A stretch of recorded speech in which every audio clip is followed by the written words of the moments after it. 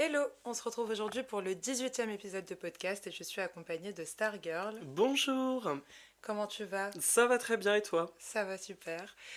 Aujourd'hui, on va parler du fait de se lancer dans ce qu'on aime et j'ai trouvé ça intéressant de le faire avec toi parce que tu t'es lancée dans le drag et je voulais savoir, enfin depuis longtemps, je voulais savoir un petit peu ton parcours, ton expérience, etc. Voilà. Donc on peut commencer. Bon alors déjà, comment et pourquoi tu t'es lancée? Dans le drag, Oui. pas lancé tout court. Oui. Euh, Comment, pourquoi? En fait, donc c'est un peu ce que je répète tout le temps, mais bon, bref. Genre, j'avais à peu près 15-16 ans et mon meilleur ami qui s'appelle Ryan m'a parlé de RuPaul's Drag Race. J'en avais jamais trop entendu parler, mais j'avais déjà vu passer certains trucs et tout. Et, euh, et du coup, j'ai commencé à regarder l'émission. J'ai commencé avec la saison 8 à l'époque. On était ouais, en 2016-2017, je sais plus trop trop. Et genre directement, c'est vraiment un truc qui m'a parlé, qui m'a touché, enfin qui m'a genre... Enfin ouais, directement, genre j'ai commencé à regarder et je suis allé acheter du maquillage et j'ai commencé à m'entraîner chez moi et tout. Et en fait, ce que je dis souvent aussi, c'est que j'ai toujours eu un espèce d'esprit créatif où je savais pas trop placer ma créativité. Genre, je sais pas, j'aurais pu chanter, j'aurais pu danser, j'aurais pu peindre, machin, mais genre, j'y arrivais pas. Et c'est pour ça le drag, vraiment, ça m'a sauté aux yeux comme, bah, ça y est, le moyen le plus concret pour exprimer tout ce que j'avais dans ma tête, quoi. Et du coup, j'ai découvert ça, j'ai bouffé du contenu drag H24. Bah, en vrai, depuis 2016, je me suis jamais trop arrêté, tu vois, je fais que ça tout le temps. Et je me suis vite maquillé, je suis allé à Action dans ma petite ville de campagne pour acheter n'importe quoi. Et j'ai fait mes premiers essais make-up. Et, euh, et voilà, après, je suis arrivé à Roubaix en 2018 pour mes études. Et j'ai commencé à sortir, j'ai commencé à performer, tout ça, quoi. Voilà. Ok, du coup c'est venu un peu naturellement le fait de te lancer. Ouais. Ah ouais, ouais, ouais, c'est un truc qui s'explique pas vraiment en mode ça y est, j'ai trouvé le truc que j'ai envie de faire et je me dis j'ai commencé puis j'ai pas arrêté depuis quoi. Ok. Et comment t'as réussi à gérer le regard des autres au début? Parce que bah, du coup c'est peut être un gros frein justement, surtout pour se lancer dans le drag ou des choses comme ça, des passions qui sont autant dans l'expression de soi et tout, où tu te mets autant face aux autres. Ouais. Et bah, comment t'as pu gérer ça au début Ben, déjà au tout début, je dirais pendant les 2 premières années où j'ai commencé à expérimenter dans ma chambre, je me cachais, entre guillemets, genre tu vois, j'en parlais pas à mes parents, j'en parlais pas à ma famille. Je faisais ça soit tout seul dans ma chambre, soit avec mon meilleur pote. Et après, je pense qu'en terminale, j'ai commencé à en parler à mes amis parce qu'on était déjà un peu dans ce truc de genre c'est ok d'en parler, tu vois, même si j'étais grave moche à l'époque et je tâtonnais doucement le truc et peut-être que ouais, je le gardais un peu plus pour moi au début, genre c'était un peu plus mon jardin secret entre guillemets. Mais le fait d'arriver, enfin, quand j'ai commencé vraiment à Lille en 2018, j'ai été hyper vite entouré par d'autres drags, par mes colocs qui faisaient du drag aussi. Et du coup, enfin, pareil, j'étais dans une école d'art, donc un milieu où tu vois, genre ça va, ça passe facilement, c'était déjà à la trend et tout. Donc j'ai pas eu trop de mal à le faire en ayant peur du regard des autres, plus du regard des autres dans la rue et tout, tu vois, mais ça c'est toujours maintenant quoi. Mais non, ça va, j'étais dans un climat où c'était easy quand même pour moi de le faire avec mes amis, avec mon école, avec tout ça, et le milieu qui se construisait déjà un petit peu. Et comment... qu'est-ce que j'allais dire? Oui, ma famille, bah, je l'ai dit au bout d'un moment quand même à ma mère et à mon frère, et genre pareil, ils l'ont très bien pris en mode, bah de toute façon, on s'en doutait, quoi. Enfin, ma mère, elle voyait un peu les robes qui disparaissaient de son placard.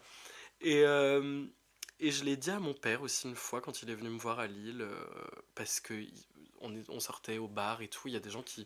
Je me souviens d'une meuf qui a dit à mon père bravo pour votre fils, tout ce qu'il fait et tout, c'est génial. Et j'étais en mode non, mais arrête, toi. Du coup, quand on est rentré, je lui ai dit, et pareil, enfin, genre, c'est des trucs, il s'en doutait. j'ai quand même dû expliquer, bon bah c'est rien de sexuel, je gagne de l'argent, c'est une forme d'art, nanana et tout, mais ils l'ont quand même bien pris. Enfin, mon père l'a bien pris et maintenant c'est un truc, c'est un peu un fait avéré maintenant que bah c'est mon truc et voilà quoi.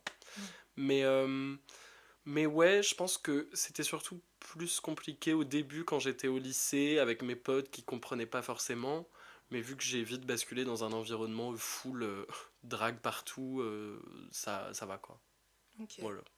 Et est-ce que tu as un peu ce truc de devoir, genre, prouver euh, quelque chose aux gens, genre, pas dans le sens de prouver, prouver, mais, enfin, tu vois, montrer, enfin, tout le temps, je sais pas comment trop le formuler, je sais pas si tu m'as compris. Non, pas du tout. Genre, est-ce que tu as l'impression de devoir un peu montrer tout le temps ta place ou genre devoir justifier en gros, enfin, est-ce que tu te mets une pression par rapport à ce que les gens peuvent pas penser, mais genre de tes prestations et tout Ouais. Ah oui, maintenant, oui, de toute façon. Enfin, en fait, en vrai, et c'est ça qui est bien et à la fois pas bien dans le drag, c'est que c'est vraiment un truc quand même d'ego et, et de... Enfin ouais, en fait, on est toutes des grosses prouveuses. Genre, je sais pas, il y a un truc maintenant où, surtout à mon niveau, entre guillemets, qui est un gros niveau pour certains et un petit niveau encore, enfin j'en suis quand même encore au début, ça va, mais... euh, Enfin maintenant, il y a un certain standard, oui, que je dois maintenir ou peut-être que je m'interdis sûrement de faire des trucs que j'aurais envie de faire.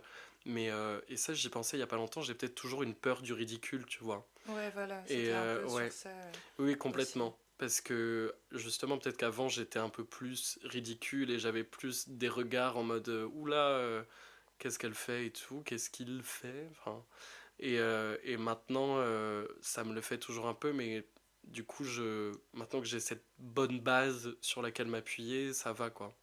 Mais oui, il faut toujours que je maintienne un truc qui est, ouais, renvoyer une bonne image, ouais, c'est clair. Ok. Et quand j'ai fait le podcast avec Karen, on a parlé un peu de l'impact du drag sur ton identité. Est-ce que toi, il y a eu un impact sur ça au Ouais, niveau de ton identité, ton expression d'identité? ouais, carrément. Bah, du coup, enfin, en fait, c'est ça, c'est que. Enfin, j'ai toujours pas écouté l'épisode de Karen, j'irai l'écouter, mais faites comme moi. Et, mais j'imagine qu'elle a dit un truc en mode peut-être que à travers le drag, ça a dû l'aider à comprendre qui elle était Mm. encore plus et tout. Et moi, ça me fait un peu cet effet-là. Ça fait cet effet-là aussi pour énormément de femmes trans qui ont compris qui elles étaient, entre guillemets, en commençant par le drag. Et moi, c'est un truc où, du coup, évidemment, je me suis posé des questions euh, je- sur mon identité de genre et mon expression de genre. Enfin, ça vient un peu tout chambouler parce qu'on est dans un truc très codifié, passé du masculin au féminin, entre guillemets. Enfin, pour moi, c'était ça à la base. C'est un peu moins ça maintenant, mais ouais, c'est un truc, ça me fait toujours me poser des questions quand même. Et je suis un peu en état de perpétuel questionnement autour de mon genre depuis quelques années. Et, euh, et en fait, ce que je dis souvent, c'est que je m'en fiche un peu, mais que les conclusions que j'en ai tirées, c'est que j'ai envie de me déclarer, de me montrer, de me ressentir en tant qu'artiste et en tant que drag queen. Mais genre, c'est pas pour autant que je vais entamer une transition de genre et c'est pas pour autant que je vais dire non, je suis un mec qui se déguise. Enfin, pas du tout, quoi. Je suis. En fait, maintenant, ce que j'aime bien, c'est genre être juste Stargirl et juste être une drag queen, tu vois. Mm. Voilà.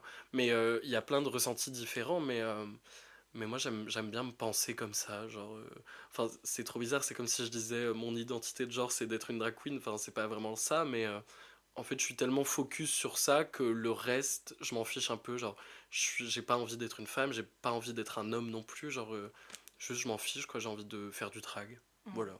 Ok. Et du coup, cette différence aussi entre quand tu es en drague et quand tu l'es pas, tu la ressens comment? Alors, à plusieurs niveaux, et je la ressens peut-être de moins en moins, euh, parce que je cultive un peu ce truc de, entre grosses guillemets, personnage public Et maintenant, je suis un peu Stargirl tout le temps. Enfin, tu vois, justement, c'est ce que je disais. Mais je dirais que c'est plus physique, physiologique de quand je me mets en drague. Enfin, avec les talons, le corset, la perruque et tout. Genre, il y a juste un truc qui change. Un truc, genre, je sais pas, un clic qui se fait. Et du coup, je vais pas être, être pareil dans l'espace. Ça se traduit aussi beaucoup avec le regard des gens autour de moi, tu vois. Et je ressens les choses différemment. Mais bon, en vrai, maintenant, je suis un peu tout le temps pareil, quoi. Mm. Donc, ça me change pas grand-chose. Et pareil, je prends plus le temps d'apprécier ma féminité quand je suis en drague. Euh, genre, je sais qu'au début, tu vois, je me regardais beaucoup dans le miroir. Je me disais, ah, quelles sont toutes ces nouvelles sensations et tout. Mais maintenant, je suis tellement bah, comme c'est mon taf, j'ai même plus le temps de me dire ah waouh, t'es en drague, t'es belle et tout. Je sais pas, c'est des trucs automatiques maintenant, quoi. Ok. Et est-ce que maintenant c'est quelque chose... Enfin, tu vis du drag du coup? Ouais. Ok. Et à quel moment tu t'es dit que bah, c'était un truc que tu allais prendre au sérieux à 100% et que tu allais être juste dans ça Bah, en vrai, donc je fais ça quand même depuis 5 6 ans et à un moment, donc en fin, attends, quelle année? Il y a 1 an et demi, je commençais à avoir de plus en plus de bookings et j'avais un truc régulier tous les dimanches aussi qui me faisait une rentrée d'argent conséquente. Et du coup, j'étais en mode. Enfin, je sais pas, en vrai, je me suis un peu lancé là-dedans sans beaucoup de garanties et même maintenant, tu vois, je galère un peu plus financièrement. Mais je sais qu'à l'époque, j'étais en mode ah, attends, il y a telle et telle personne qui commence à faire que du drag, bah moi j'ai envie de me prouver à moi-même que j'en suis capable et peut-être que si je me lance là-dedans, ça va m'ouvrir plein d'autres trucs et voilà. Et en vrai, pour l'instant, je regrette pas et peut-être que ça va pas durer trop longtemps non plus, mais j'étais en mode vas-y, financièrement ça va le faire et peut-être que du coup ça va me permettre de encore plus me développer et que j'aurai plus de temps à y consacrer. Et de toute façon, c'est la suite logique de ce que j'avais déjà commencé, quoi. Et même maintenant, je me dis je pourrais reprendre un taf parce que tu vois, financièrement je galère. Genre par exemple, ce mois-ci, j'avais un seul booking, ce qui fait que j'ai pas assez pour vivre du tout, quoi. Mais je me dis qu'il y en a qui arrivent bientôt. Genre là, j'ai quand même mon agenda qui se remplit pour l'année. Et je sais que si je reprends un taf, je vais être obligé d'annuler des trucs ou je devrais refuser des trucs. Alors que là, je me dis, c'est encore possible que je me rajoute plein de choses. Enfin bref. Mais ouais, non, pour l'instant, je trouve ça très, très logique dans ma vie de faire que ça. Mais on verra si ça dure ou pas, je sais pas. Ok, donc t'as pas forcément de plan pour le futur, enfin genre tu sais pas trop où tu vas. Bah, continuer, je sais pas. En fait, je me dis, tout est encore possible, quoi. Hmm. Mais on verra. I don't know. Ok, ok, ok. Et quel conseil t'aurais à donner à quelqu'un qui aimerait se lancer dans quelque chose qu'il aime ou même par rapport au regard des gens et tout, comment toi t'as fait ce travail de te détacher de tout ça aussi? Ben, en vrai, ça, pareil, c'est un truc, c'est des questions qui me reviennent souvent. Mais parce qu'il y a énormément, en plus, surtout maintenant que c'est entre guillemets à la mode, enfin, c'est vrai, c'est devenu à la mode avec RuPaul, et il y a une espèce de nouvelle mode avec Drag Race France, où beaucoup de gens se lancent, où beaucoup de gens parlent de se lancer, en tout cas dans le drag. Enfin, moi, je parle de ce que je connais, mais euh, genre, je me dis que déjà, c'est pas fait pour tout le monde. Il y a un truc qui revient des fois, c'est de dire tout le monde peut faire du drag, mais tout le monde ne devrait pas faire du drag. Enfin, c'est vrai que en fait, on n'est pas obligé d'en faire une carrière. Et ça, c'est dès le début. Il y en a par exemple des personnes qui vont se maquiller, qui vont se dire ok, il me faut un nom, un profil Instagram, il faut que je fasse des scènes ouvertes, il faut que je trouve des bookings, nanana. Genre, en vrai, c'est vraiment pas obligé. Et on le voit parce qu'il y en a beaucoup qui arrêtent très vite. Et moi, je dirais que en fait, il faudrait commencer ça en mode ok, bah fun quoi. Genre en vrai, tout le monde peut faire du drag, c'est vrai. Et ça, je recommande vraiment à tout le monde de d'essayer de faire du drag. Tu vois que ça soit demander à des potes drag de te maquiller ou essayer toi-même, tu vois, juste pour sortir en soirée. Enfin, juste pour vraiment la démarche de base, genre tu sais, enfin même la même démarche de un mec hétéro, je vais lui dire bah oui, vas-y, mets des talons et une perruque, genre ça va te faire du bien et tu vas t'amuser, quoi. Et en vrai, tout le monde devrait commencer par là. Et enfin, pas les mecs hétéros, non, ne faites pas du drag s'il vous plaît, mais, euh, mais genre, tout le monde devrait commencer comme ça en mode j'essaye, peut-être je vais faire une scène et tout, mais il faudrait pas se mettre trop de pression dès le début et tu verras si c'est fait pour toi ou pas. Et si c'est vraiment fait pour toi et que tu vas en faire une carrière, bah en fait ça va se passer, je pense. Genre, moi c'est un truc que je me dis où, mais peut-être que ça fait connasse de dire ça, mais où moi c'était un peu une évidence et du coup j'ai continué et genre j'ai encore envie de continuer, tu vois.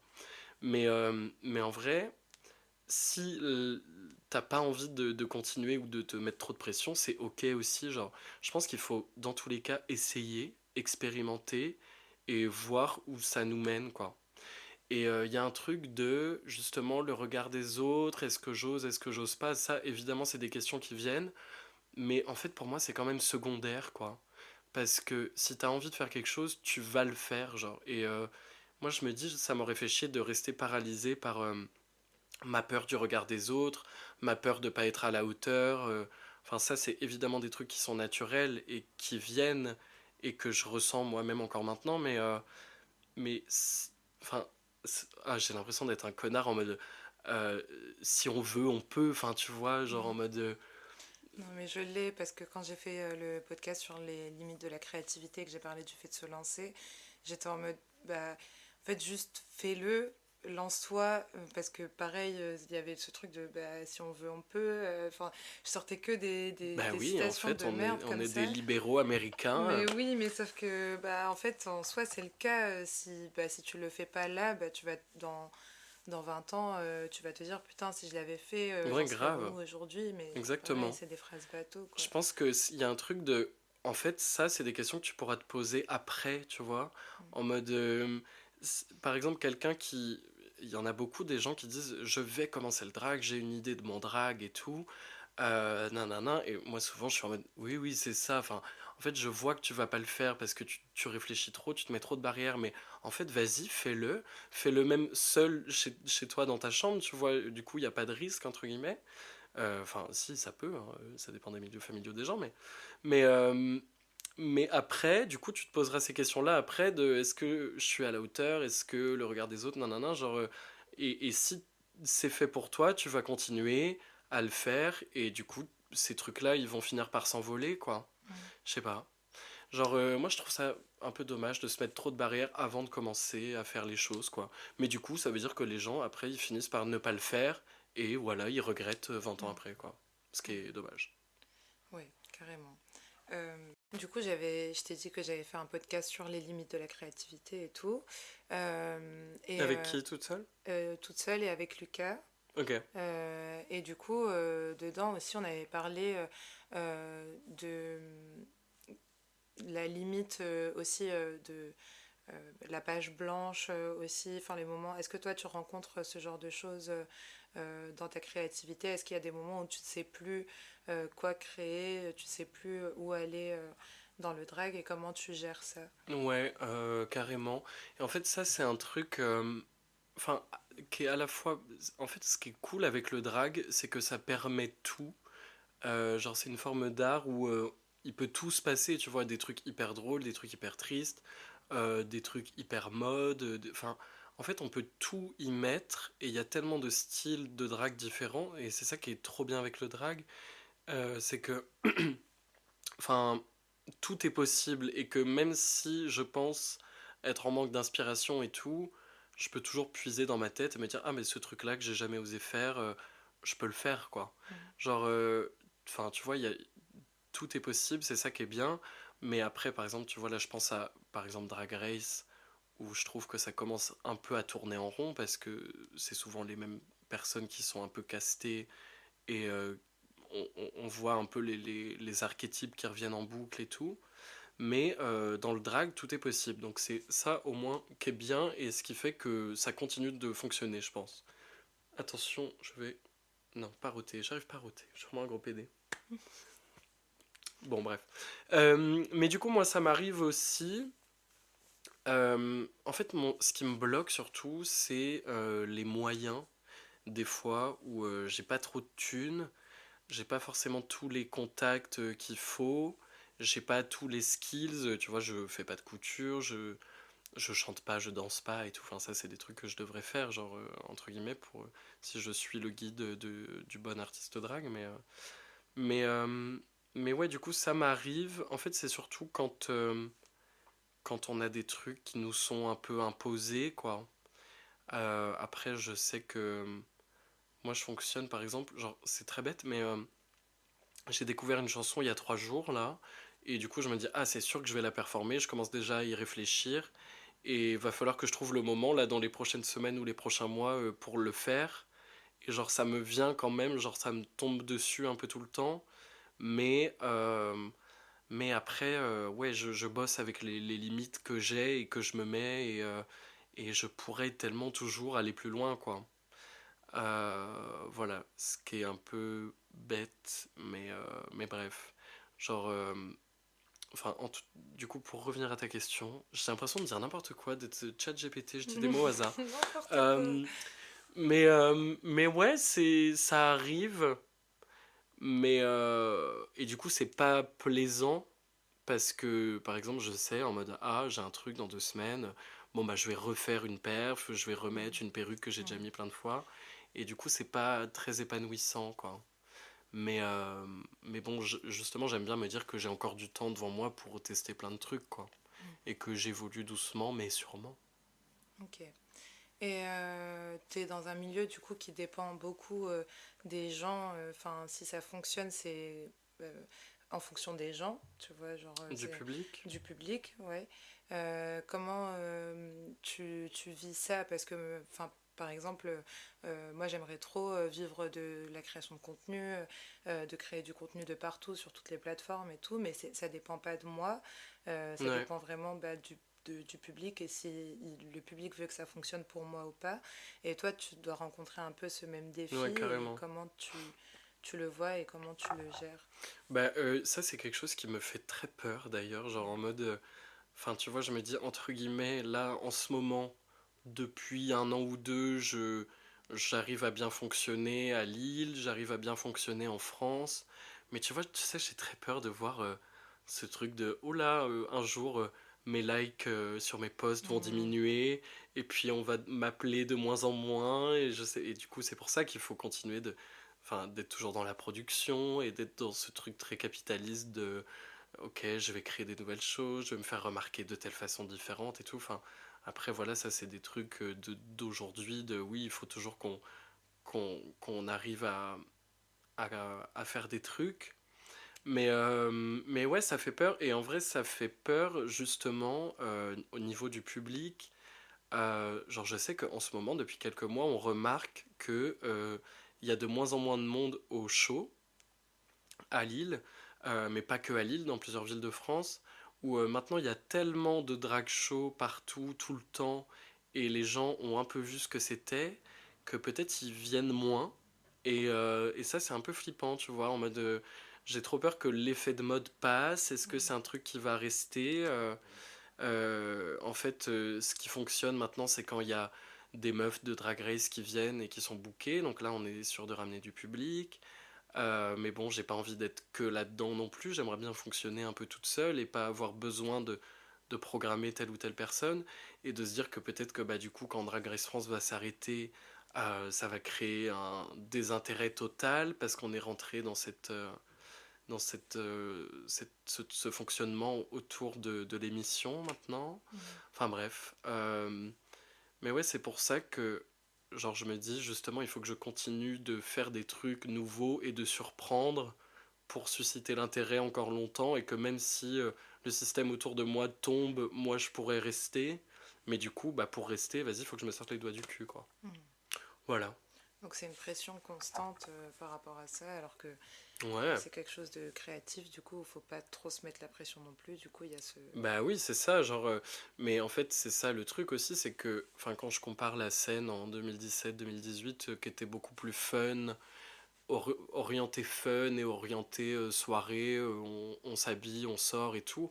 Maintenant qu'il y a tout cet enjeu de professionnalisation, de booking, de réseaux sociaux, de ci, de ça, Ouais, c'est un truc. Enfin, tu vois, pareil, maintenant j'en vis. Du coup, faut que je trouve des moyens de continuer à en vivre et tout, quoi. Mhm. Alors qu'avant, bah, je me mettais pas cette pression-là. En tout cas, elle n'existait pas vraiment en France. Et c'est pour ça que c'est cool aussi d'avoir des gens qui font du drag pour le fun et qui se mettent pas dans un esprit de compétition, de professionnalisation tout le temps, quoi.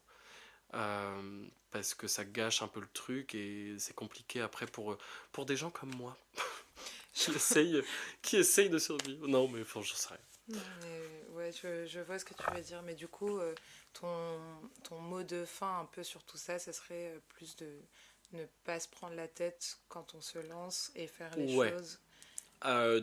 Faire. Ouais, enfin, faut y aller chill. En voulant s'amuser, en fait, faut vraiment pas se dire. Enfin, après, tu vois, je sais, c'est un peu un milieu parallèle au mien, mais il y a beaucoup enfin, tu sais, il y a quand même un espèce de milieu drague global. Après, t'as le milieu plus militant et tout. Et à droite, t'as le milieu, je sais pas, genre des PD qui se mettent en drag queen et qui vont dans des bars de PD. Enfin, et ça, c'est beaucoup des gens qui se disent oh là là, il faut rentrer dans ce truc de compétition et tout le monde est une vipère et tout machin, alors que genre pas du tout. Enfin, ça devrait pas être ça.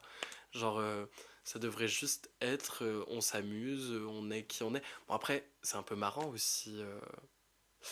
Ce système justement de concurrence et tout parce que c'est un peu inhérent au drag mais ouais je sais pas faudrait juste commencer en s'amusant et en ne se souciant pas du regard des gens qui sont là dans la pièce et après tu verras quoi mais ouais ne vous prenez pas la tête je dis n'importe quoi je pense à mille choses en même temps Non, c'est Euh, très bien.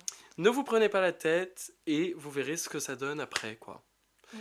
Et même si ça ne donne rien, c'est pas grave. Et même si on échoue, c'est pas grave. Et même si ça donne quelque chose et qu'après ça marche plus, bah c'est pas grave. Faut juste trouver des moyens de stimuler sa créativité et de savoir rebondir de façon différente, quoi. Trop bien. Ok. Bah, merci beaucoup. Ben Merci merci à d'avoir toi, partagé ce moment sur le podcast. mais avec plaisir. Et bah, nous, on se retrouve la semaine prochaine pour un nouvel épisode.